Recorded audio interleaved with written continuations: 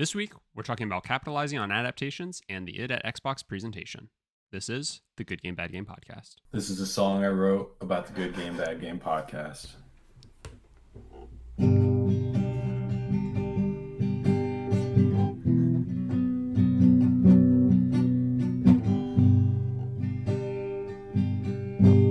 Good Game, Bad Game podcast. Hello, everybody, and welcome back to the Good Game, Bad Game podcast. I'm your host, Spencer, and with me is a man who thinks it is actually pretty important to include boob jiggle physics in a cozy farming game. It's my co-host, Mike. Mike, how are you? What? What? What? What? What? You know that. These? Are we talking about Stellar Blade? No, we're not talking about Stellar Blade. We're talking about Stellar Scythe? We're talking about Farm Folks. You know, that cozy farming game that had like a big blow up and a ton of backers and stuff like that, and then they posted about how they're being realistic and adding boob jiggle physics to the game, and potentially giving you the opportunity to have it be a slider toggle that allows you to increase or decrease the jiggle physics. So it turns out those backers were more fronters all along.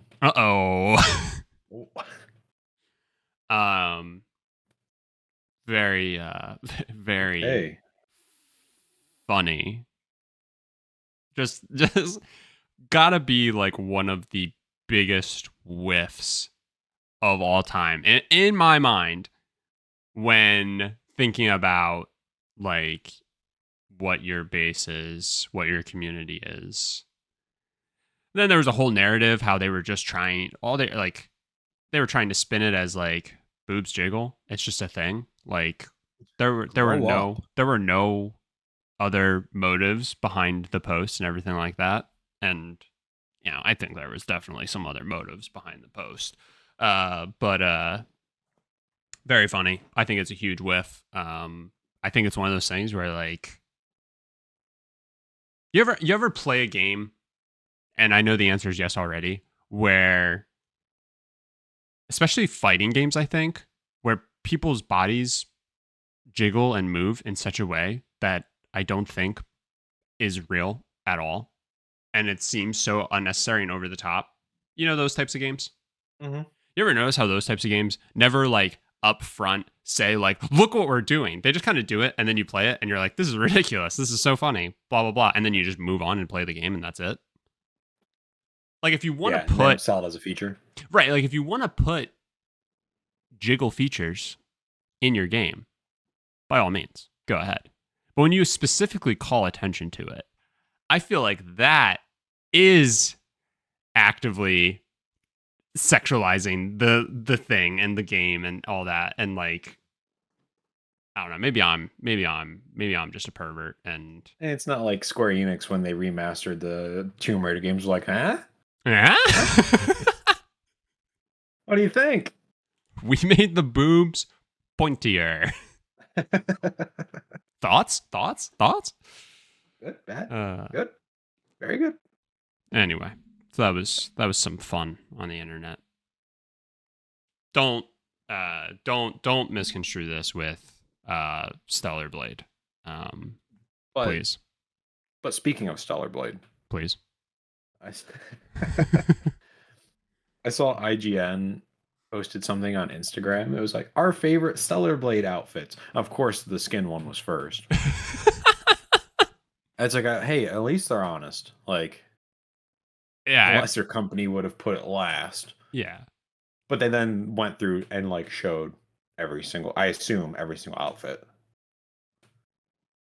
And at least they had the foresight in the caption to say, nobody's going to read this caption, but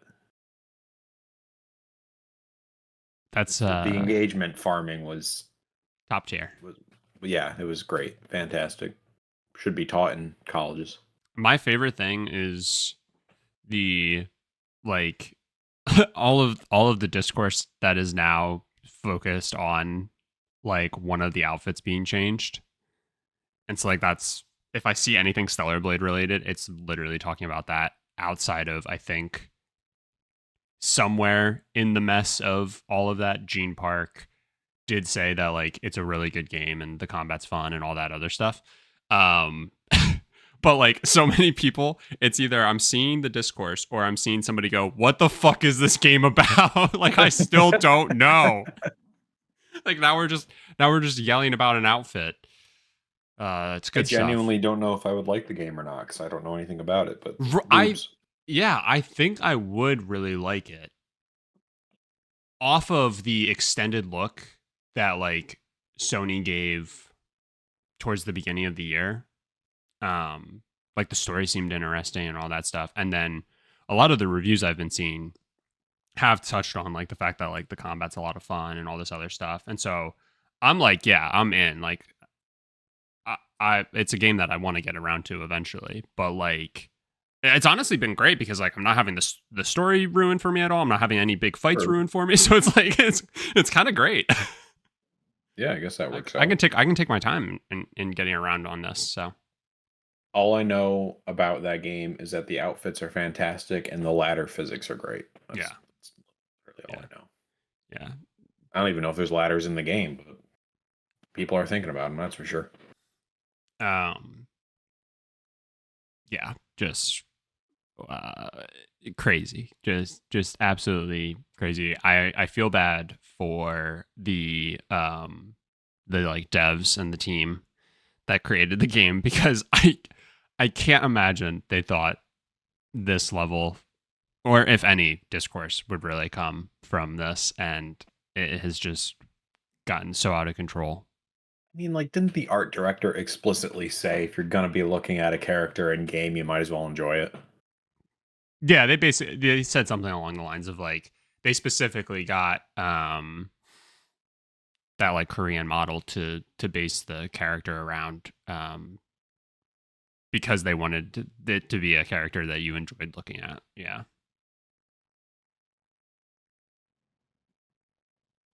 Which like, all right, go off, King. Yeah, except for the fact that now I can't look at it because all I think about is the fucking sweaty dudes getting really excited about this. Oh man. I'm looking at her, but I'm seeing them.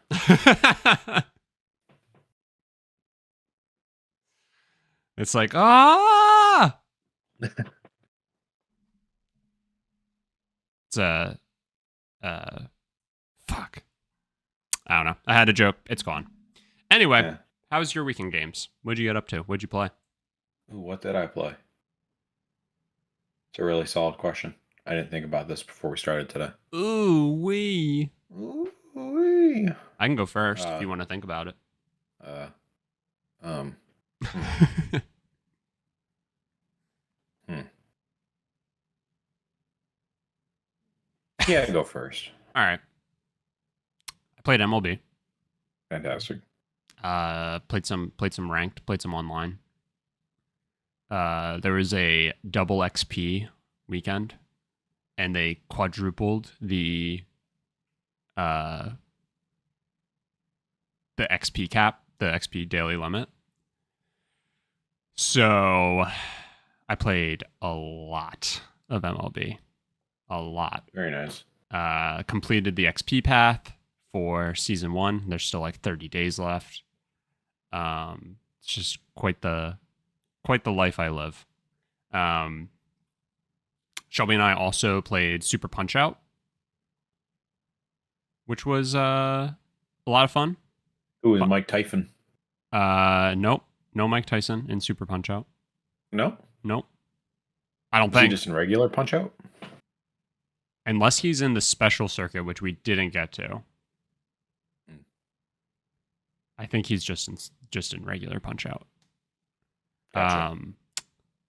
But yeah, so we played that. Now we're moving on to Donkey Kong Country. Nice.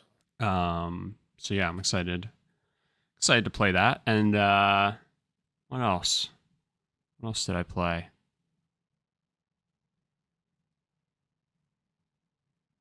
A couple of other like I played more of the Messenger, that Metroid style game that I was telling Right. you about last week. Getting pretty close there. That game is so much fun. It was kicking my ass, but and it was so frustrating. But oh my god, like the satisfaction when I finally got through was phenomenal, was great. So I really need you to play Metroid. yeah. Super Metroid Shelby and I are going to be playing that soon. I think Very nice. probably after Donkey Kong Country 2, if I'm remembering correctly. I can't think of how we exactly set up our oh my god. What's the word? Order for the games we're going to play and how we're going to play them. But Super Metroid's on the SNES, so it's coming up soon. So yeah, I'm excited.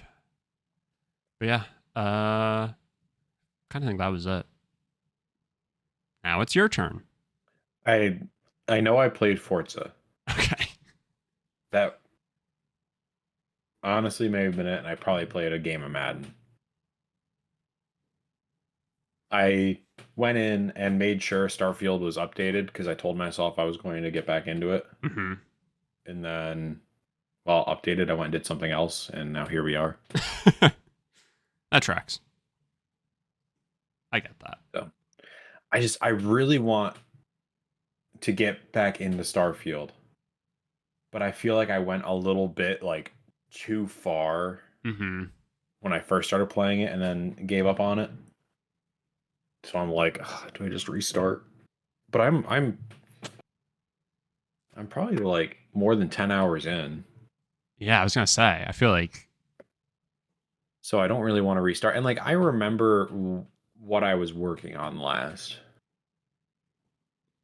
So I really think I can get back into it. I just need to get back into the controls because sure.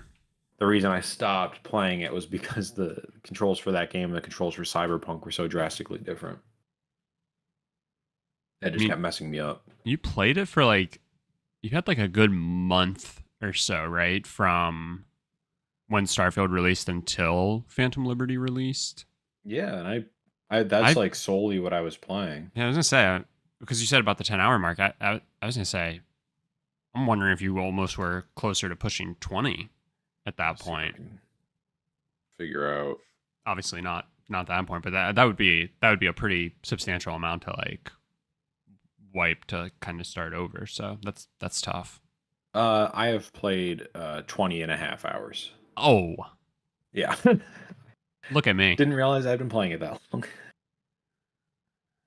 Yeah, I don't think I'm restarting. From downtown. I can't believe I know you, you know? Yeah. I keep track of these things. Every week, like I wrote down, like he played a little Forza this week, might have played a game of Madden. I have that written down. You write down just in what case. I play. Yeah. Just in case. Oh. I don't actually do that. I don't do that. That would be crazy. That'd be so weird if I did that. I don't do that. How many hours of Cyberpunk do I have then? In the game total? Yeah. 150. 150. Okay. So how many days is that? That's 24, 48, 96. It's like 6 days. You suck. I have 6 days, 11 hours, and 12 minutes. Bro, 6 days, 11 hours might be 150. Hang on. 6 times 24. Plus 11, you said? Yeah. It's 155.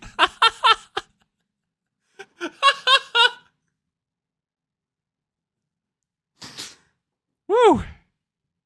This is fun. Give me another one. Do Forza Horizon. I gotta reopen the app, but do Forza Horizon 5 then, because I genuinely have no idea what this game.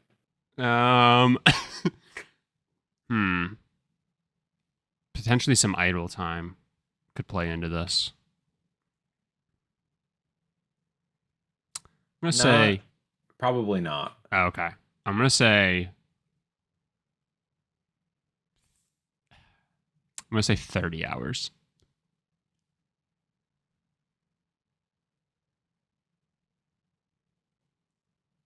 Oh man, 29 and a quarter.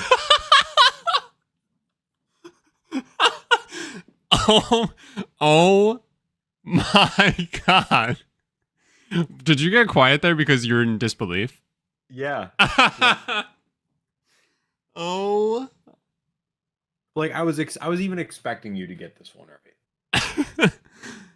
Oh right. But my also, god. like, this is one of those games I play all the time, so I'm shocked that it's not more. But still, I mean, 30 hours is quite good. I'm really on the fence here on if I want you to test me with one more or if I should just go play the lottery. I got the hot hand. Let's see. Madden 24. Madden 24. That's the new one. So you only just started playing that one. Yeah, back in, can't remember if it was like late February or early Yeah. March. See if I can see when I got my first achievement. I'm gonna say like I'm gonna say 16 hours. That one's not even close. Okay. How 3 many? days, 2 hours, and 57 minutes. Wow. Okay. Yeah, I played that one a lot more than I thought. Yeah. Played a lot more than I thought too. All right, that was a heat check. I missed. Okay, I'm going to do one more extreme one, and then we're done. We got to move on. Okay. Madden 23. Madden 23. Okay. I guess I gotta think about this. You might want to give days for days. this one. Yeah. Trying to think. So 10 days is 240 hours, and so 20 days would be 480 hours. You're probably closer to 20 days than you are 10 days, if I had to guess.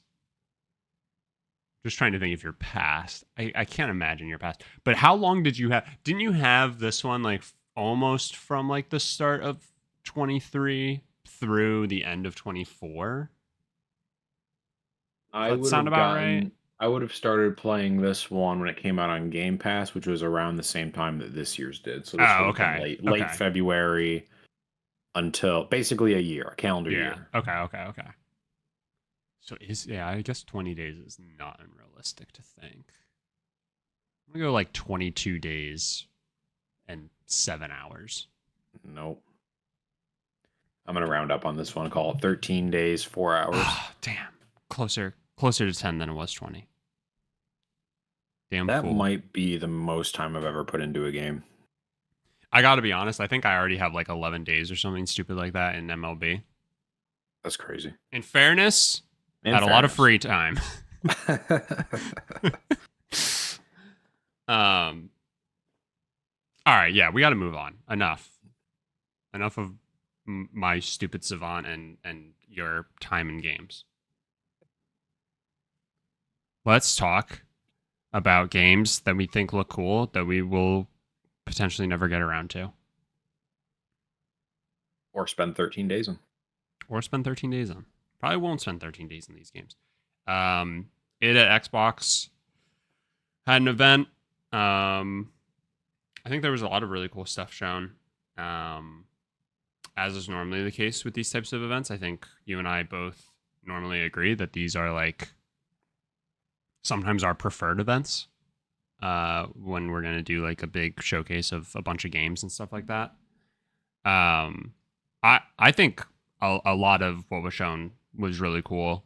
I'm curious to see like if there were any that specifically stuck out to you. I just wanted to touch on a few real quick, if that's all right. Sure. I thought the Astor Blade of the Monolith game looked really neat. Like an ARPG, and I really loved like the art style of it. The combat of it looked really cool. Just looked like very much so like up my alley with like a typical indie game like that. The 33 Immortals I think looks really cool. I think the concept of it's really cool. I hate that it's like it's you and 32 other people because I don't have 32 friends. So that's like the only downfall with that game, but it's a roguelike and it's a co-op roguelike. So I think that is something that is like an obvious checks boxes for me. Mm-hmm. And then the last one is the new Don't Nod game. I think just like the art of Don't Nod and the vibe of it being like very like a nostalgic vibe, and there was like kids skateboarding and stuff like that, very 90s esque. Lost Records, Bloom and Rage is the name. It also started to, and I don't know if this was the intention, it started to kind of give off like creepy vibes at parts. So I don't know if there's going to be like a nefarious twist or anything like that, but yeah, Don't Nod's great. So obviously excited for just about anything that they have to show. But yeah, I mean, as is the case, I think indie games need, all the love. And I think there was a lot of really cool stuff shown. I'm curious to see what stood out for you. Yeah, I was definitely really excited to see that they showed the new Don't Nod game. Um, I mean, that whenever I see a game come out from them, I'm just immediately interested. Mm-hmm. And this one looks particularly fun. Um, Another one that I thought was cool, and I'm kind of shocked given your recent gameplay that this wasn't more on your radar, but Keylocker looked really cool. Yes. Um, and looking at IGN's site, they kind of compared it to Mario and Luigi RPG games, Mm-hmm. which I always thought were really cool, and then of course Chrono Trigger, which you've had some experience with recently. So I think that game might be cool. Um, I did see it must have been while this was going on because I think I got like a notification, or I saw it on Twitter maybe that Jackbox is making an adult themed party pack. With boob jiggle physics. I'm sure, and I'm sure it's got the whole 9 yards. Um, Again, don't have any friends to play it with, but um, would would be fun. I should take it to my in-laws' house. They would love it. Yeah. Um, yeah, and then I think the last one that really caught my interest is All You Need Is Help, which is a puzzle game from the Pixel Junk Monsters people. I just feel like every time I see an indie game that has what I assume is couch co-op, I get really excited about it because it's more likely a game that I'll play. Yeah. Because at this point, if I get time to play games in the evenings, it's usually a multiplayer game with Justine. So I'm really excited about that. I hope it's something. I still have to show Justine the trailer, but we'll see what she thinks of it. Kind of reminds me of Snipper Clips, which we tried playing recently. What's Snipper Clips? It was like a Nintendo Switch launch game where Okay. like you have to play with two people and you're basically like a U-shaped paper like with legs. I don't have a better way to explain it. But you need to like overlap with your partner to cut them into a certain spot to like Okay. get through a level or like move a ball from one point to another. Things like that. I gotcha. Yeah. Ugh. I love games like that. Yeah, those are just they scratch the itch for sure. Um I also in this didn't realize there's like an active Contra game. Yeah. I didn't realize that either. And I've always been like intrigued by Contra, and I think I've played it once. But I might need to check this one out. Yeah. It's like one of those games where I feel like you like know of it. Or Right, like like it's that's an iconic game. yeah, like that's definitely where it falls for me at least. So it's like I know of it, but like I actually don't think I've ever played a Contra game. But it's always Or interesting is to see it this like pop up. maybe I'm confused. I don't know. At this the Triple I initiative showcase that they had. does it have Contra? And I mean, this looks like Contra to me. I need to look it up. So I wasn't sure if I saw Contra in disclosure. I didn't watch the thing yet. I've just the showcase. I've just read about it. But I see that there's a Vampire Survivors update, and it's called Operation Guns, and it's been called the Contra DLC. Yeah, Contra Operation Guns DLC for Vampire Survivors. Or so I guess maybe they're adding Contra, like they're doing a Contra. Wow, words crossover. Maybe.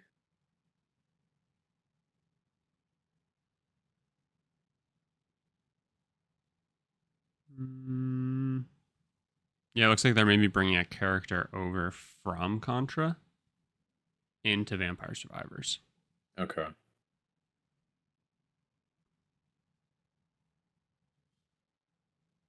I'm trying to get the list of everything that was showed in the AAA initiative. That's another thing I love. I love when like indie games will have like sometimes like random, sometimes like very on the nose, but like little crossovers with major games and like major characters and stuff like that. It's always fun when you get to see stuff like that. I'm trying to think like Cult of the Lamb had something like that not too long ago, I think. And of course it's escaping me. But they had like a fun little crossover with I forget who, and like one of the characters from the game basically could be a like one of your cult members. I think it was like Don't Starve, maybe. Okay. I think had like a crossover with it. Oh, it's just fun to see. Fun to see little collaborations like that. Yeah, I agree. Especially for smaller games. Exactly.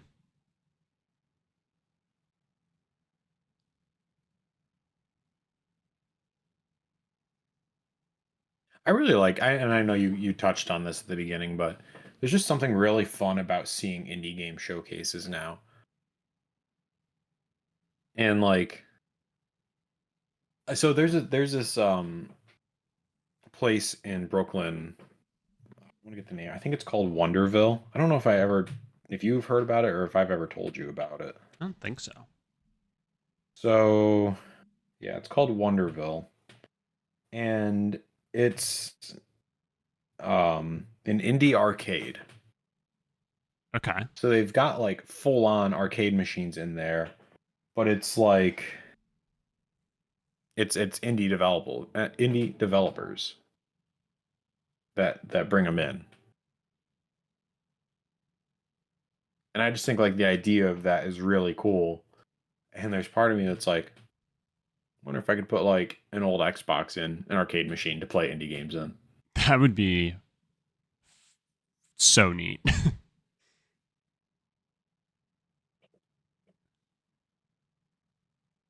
That sounds really cool.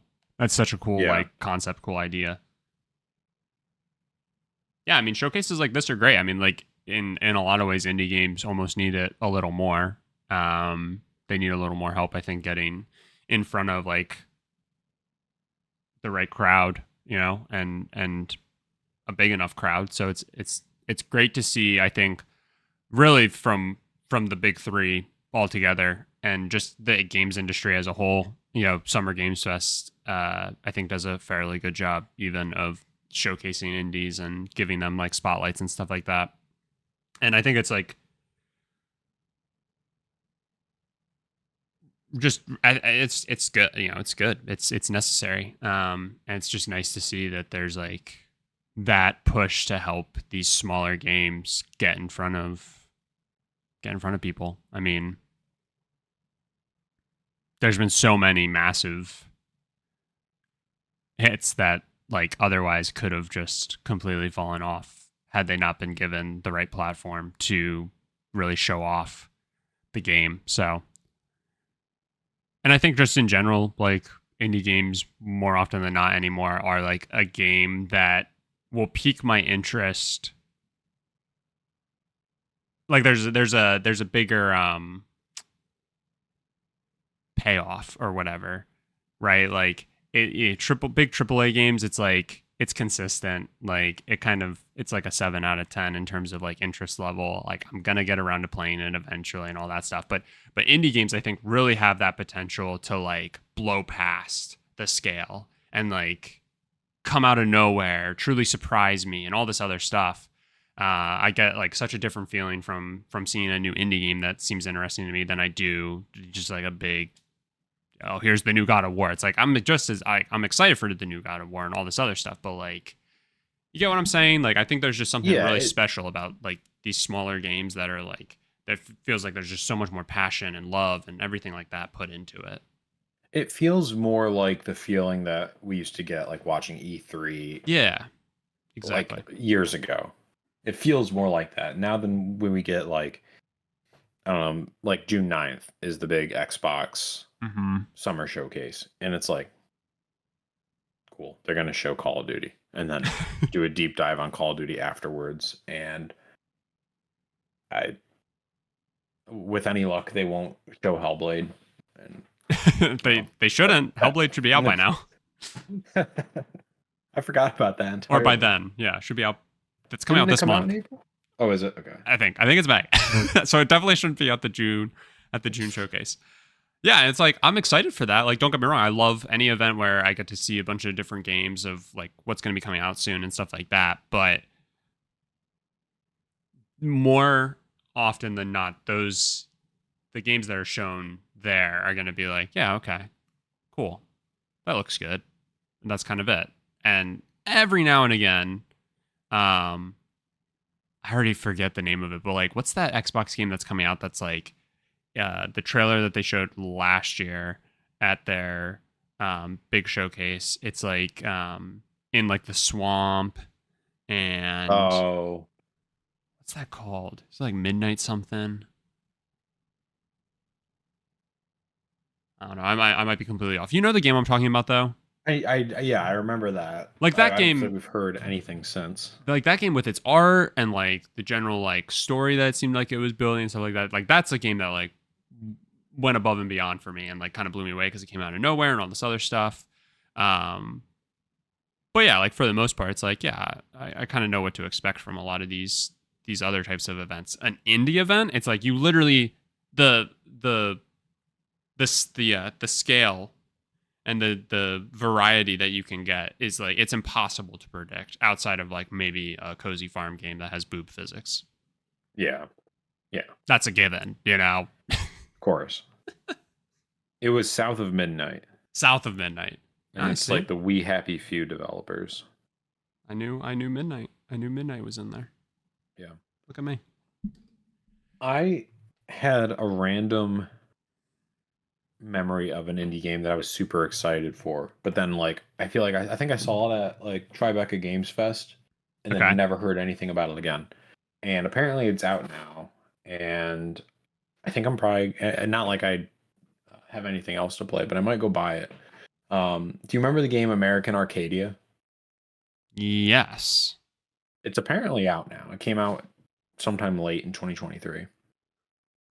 Completely fell off my radar, but I randomly Oh. remembered and Googled it, and I was like, "Oh shit, it came out." Um, I just like I remember watching the the Tribeca Games Fest and just like seeing that game and being in awe of it. That it's an indie game. Mm-hmm. Yeah, I Like remember it's this was a game that you and I both like I think called attention to when we did like our like summer breakdown. yeah, yeah. I think I'm gonna get that game today. Nice. Well, I look forward to hearing about it or Madden next week. Well, don't get your hopes up. um I know it's out on Steam, but that's like all I can find. It says it's on I'm seeing everything, it's on but everything, yeah, from my Google search. I can pull up the PlayStation Store real quick on my phone. it's something I wish Xbox would do. Does it not have that functionality? Like you can search games and you can like pre-download it to your console or something like that, but you can't actually like play it. You still have to go in and buy it. But I didn't see this game on there. Yeah, American Arcadia is not showing up on the PlayStation Store. Maybe it's not out yet.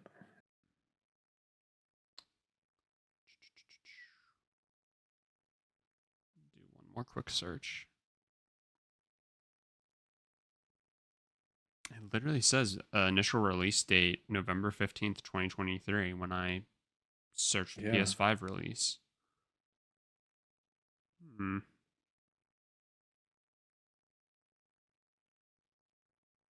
Literally all I see is that it's on Steam. I'll have to look for it on my like actual console. Maybe the app is being a little funky. I don't know. Anything else though you wanted to touch on for it at Xbox? No, I'm just glad they had another good event. Yeah. Very cool. And also kind of popped up out of nowhere. That caught me by surprise, so that's always a little nice too. All right. Well, the main, I guess, topic that I really wanted to dive into. Last week we talked about the Fallout TV show, this TV series. Kind of give our thoughts. First off, I did finish it. Phenomenal. Very good. Yeah. Certainly anybody listening to this, if you've watched Westworld, go watch Fallout. It's great. If you've watched Fallout, go watch Westworld. It's great. You'll get it. Well, you can't watch Westworld anymore, right? Well, yeah, sorry. Either pirate Westworld or in-game. Go buy the box set for it. No, you know what? If you're gonna delist something, that's where I will absolutely draw a line and say fuck you. Like, yeah. At that point, it's completely fair game. I think I'm all for support the people who create stuff and all that, and so I'm normally not a big fan of people who want to pirate the new Metroid game when it comes out and stuff like that. But I think you do a lot more harm than you do good there. But yeah, and didn't they do that because they didn't want to pay royalties? Yes, exactly. Okay. So yeah, fuck them. Yeah. But anyway, with that, I think there's been, and I think Sony especially really tried to do this with the whole Last of Us by releasing The Last of Us Part 1, which was a remake of the first Last of Us game. Even though we had the first Last of Us game, we had a remaster of the first Last of Us game. Going to capitalize on it once again with the show and the success of that. And Bethesda did a somewhat similar thing in terms of timing with a next-gen like upgrade for Fallout 4 that released, I think, within like the past week. Might have just been a couple of days now. They've also been doing, I don't know if they've been like specifically targeted updates for 76 in terms of timing, or if it's just following their general content roadmap in general. But it's one of those things where I think like there is such a good opportunity to capitalize on these things that I would feel so much worse if they like had done nothing, if that makes sense. And like it could just be like a crappy cash grab and whatever, but like it's such an obvious choice to like, while you have people interested in the series, like how do you convert that into getting them into the games and stuff like that? So even if like The Last of Us Part 1, for example, didn't make a whole ton of sense to me, and I didn't love that we were getting the first game again, it made sense. Like, and it was like the smart move to do. You have people interested and like give them a way to play that story, on the current hardware. One other thing, just another example of it, what's like the Demolition Derby, Twisted Metal. Yeah.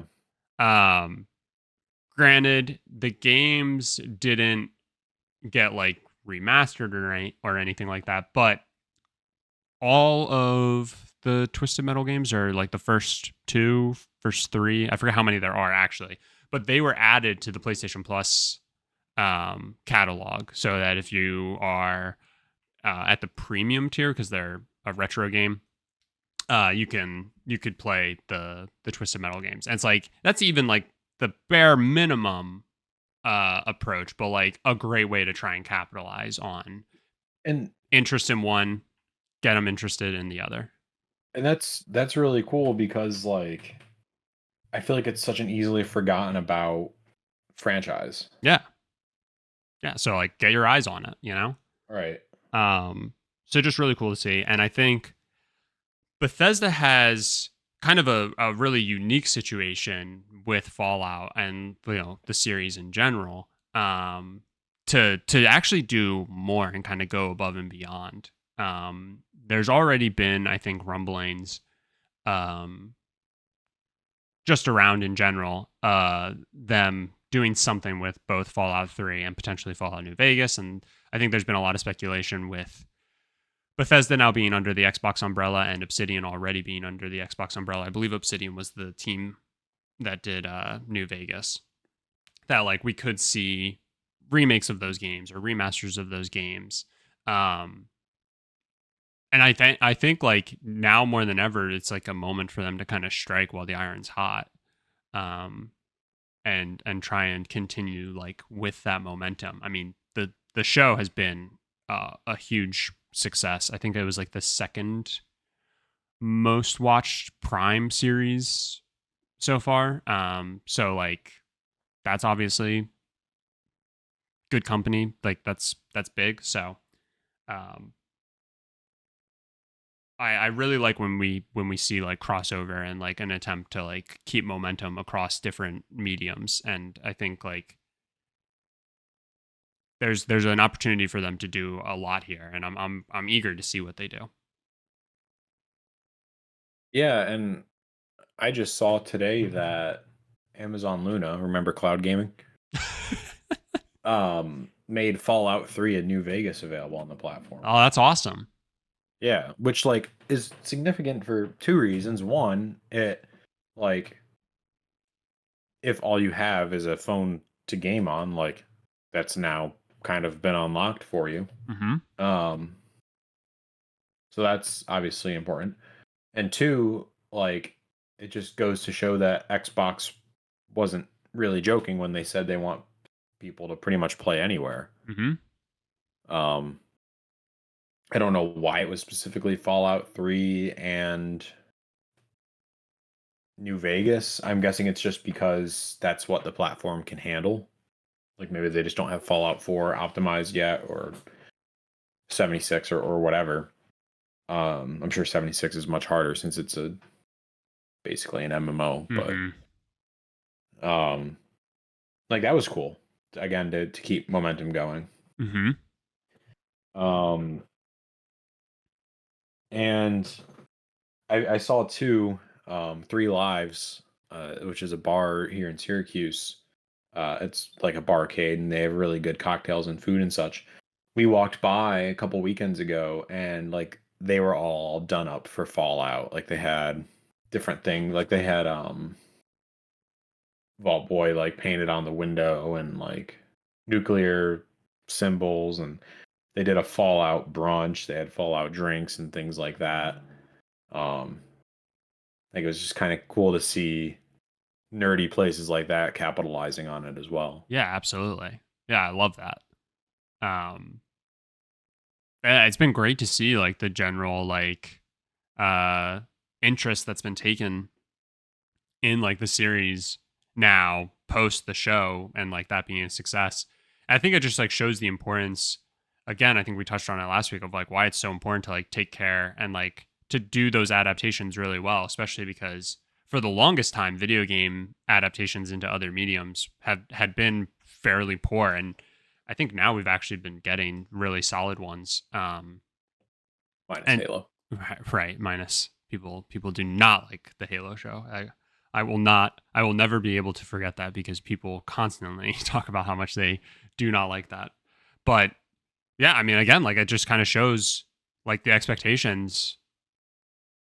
Like maybe 5 years ago, 6 years ago, that Halo show would have actually been really good or seen as really good because at that time we still probably weren't getting like near the level we now are suddenly getting with with all of these. Um, and it just, again, it shows how it can pay dividends, because last week we touched on it.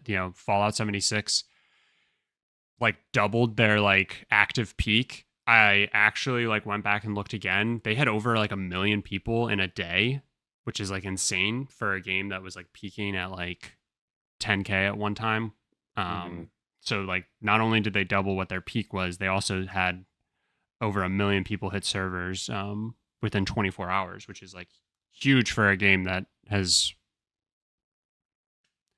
you know, by and large been somewhat of a failure, I would say. So not only are you getting people interested in that, but you got people interested in like the actual mainline series as well. And again, you're doing the cool thing by giving them the opportunity to like play it on current hardware. And I know the like update. I've seen a lot of stuff where like the update has been like semi bugged, and we actually talked about the Fallout New London, or I think that was the name of like that like fan made creation. I think Yeah, we they end talked up about that. taking on. They wait, what? Like, didn't Bethesda actually like basically hire him to build an official version? Um I don't know. I can't remember, because I want to say that isn't the case, Or they at least because supported it? Like, yeah, they basically said they wouldn't go after it or something like yeah, that? I think that was kind of the main thing, but with this update apparently it like broke some stuff for that like fan made expansion, which kind of Yeah. sucks, but it's also kind of one of those things where like it can happen. But um it's overall it's been really cool, and to see them like actively work on it. And I don't think Fallout 5 is like any coming anytime soon, so I think again there's a really unique opportunity to like kind of capitalize on some of that speculation around what they could do with Fallout 3 and New Vegas to actually like make good on that. And I was talking to my friend Brock about it, because he's a huge Fallout. Well, he's just a huge Bethesda nerd in general when it comes to like the Fallout games, Elder Scrolls, Skyrim, and all that. And he also kind of reiterated that he had been hearing, like remasters for both 3 and New Vegas. And I actually think there's a really cool, potentially unique opportunity. I don't know if you remember the Persona games, Persona 3 and Persona 4 got like a remaster, and like basically got upped just enough to be pushed to like current gen stuff. Okay. And then like within 9 months, Persona 3 got like a full-blown remake. I'm not necessarily saying that Bethesda could do that, because obviously I know a remake takes a lot more time. But it would be cool to see them remaster one of them and get them like pushed and upped and everything like that to be playable on like the current gen. And it would be cool to see them remake the other. And I think like there's a pretty unique opportunity again with Obsidian being under the umbrella of Xbox to potentially help with a New Vegas remake. I think that would just be like to me that would be like the ultimate payoff to all of this, is to find a way to do that, and then have that come out in between seasons of the show and all that, and you just like keep that momentum going until you eventually are able to drop the actual next installment in the series, which again Mhm. probably won't be for quite some time.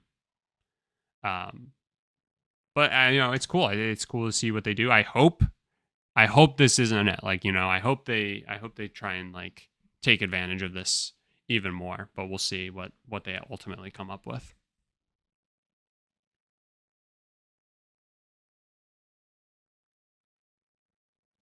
Isn't it funny how like 20 years ago it was movies making video games Yeah, to like garner attention?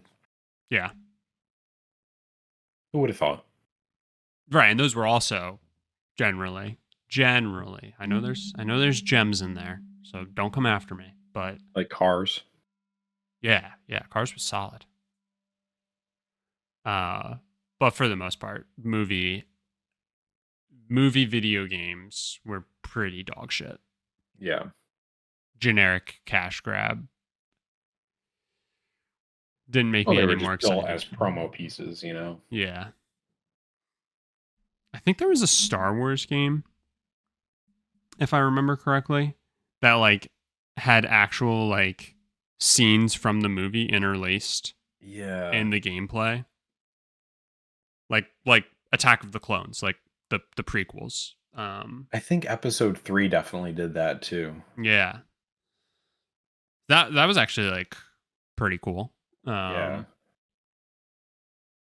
But yeah, just like the crossover between the two mediums for so long was just like not great. And so to finally be at this point, I'm curious, do we think movies are going to start getting video games again? I feel like somebody will try. Yeah, you think like Oppenheimer, the video game? Yeah, it'd be fun. Just call it Fallout or something like that. Yeah. God, Barbie. all I'm doing is walking around and talking to people. This isn't fun. Well, it's just another walking simulator.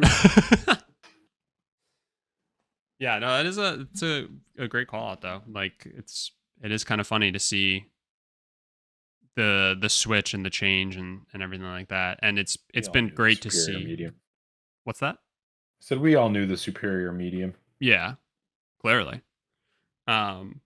It's great to see though. Like I know you talked about last week when we were talking about the series. Like it's just so nice to know that people who wouldn't normally be experiencing these stories and the gameplay and stuff like that have the opportunity to experience the stories. And that was echoed around a lot, especially with The Last of Us. But like you brought it up with your parents as like the prime audience for these adaptations. And again, it's why it's so important for them to be done well. Because then it's just a complete like avalanche effect from there. So, did your parents watch the Halo show? I doubt it. They also were upset that Master Chief keeps taking off his helmet. I get it. It's not even that I'm upset that he's taking off the helmet. I'm upset that they're like validating it so hard. Yeah. Like even the Mandalorian, he never takes off his helmet. No. It works. And he was outcasted. Oh. All right. Anything else on Fallout? What do you hope Bethesda does?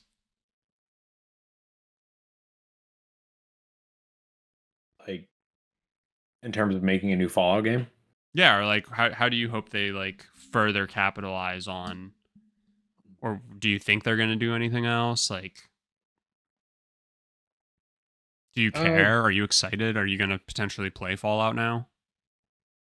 Yeah, I mean, yeah, I definitely like it has made me really want to play Fallout. And then just like seeing other like people on YouTube starting to play Fallout 4 again. Mm-hmm.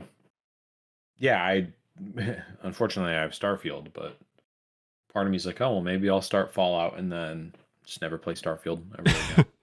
I do really think, I do think you would like Fallout 4. I really enjoyed it, and just judging by the fact that you've enjoyed Starfield to this point, I would imagine that like because obviously like the difference between Fallout and like Skyrim is very obvious. I would think that it's like less between Fallout and Starfield. Guns mainly. Yeah, sure. But that's obviously that's a pretty massive difference in some cases. So, but yeah, I think you would really enjoy Fallout 4, and I would be very excited to hear you play through it. Now that there's a next gen update, I'm a little inclined to potentially go back and play Fallout 4 again. So Yeah, we'll see. maybe you should. Yeah, maybe I should. It is technically on PlayStation Plus, so I could sink 100 hours into it to get the platinum and have it count towards my challenge for the year. There you go. So it wouldn't feel like such a waste. Yeah, maybe I will. We'll see. We'll see. All I'll right. have jiggle physics. Does Fallout have jiggle physics? Yeah. Trying to think. I don't think so. Okay. Oh, that's Really, fine. really unrealistic. Did you play the prank on the Vault Tech salesman at the beginning of Fallout 4? Oh God, I don't know.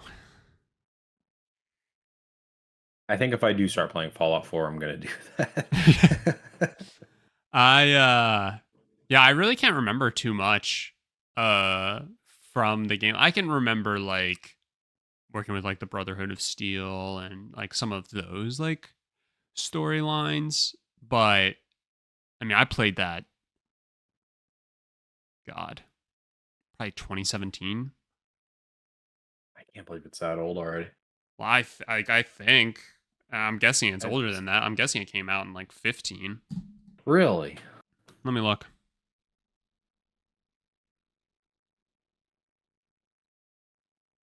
Yeah, 2015. Is when it initially released.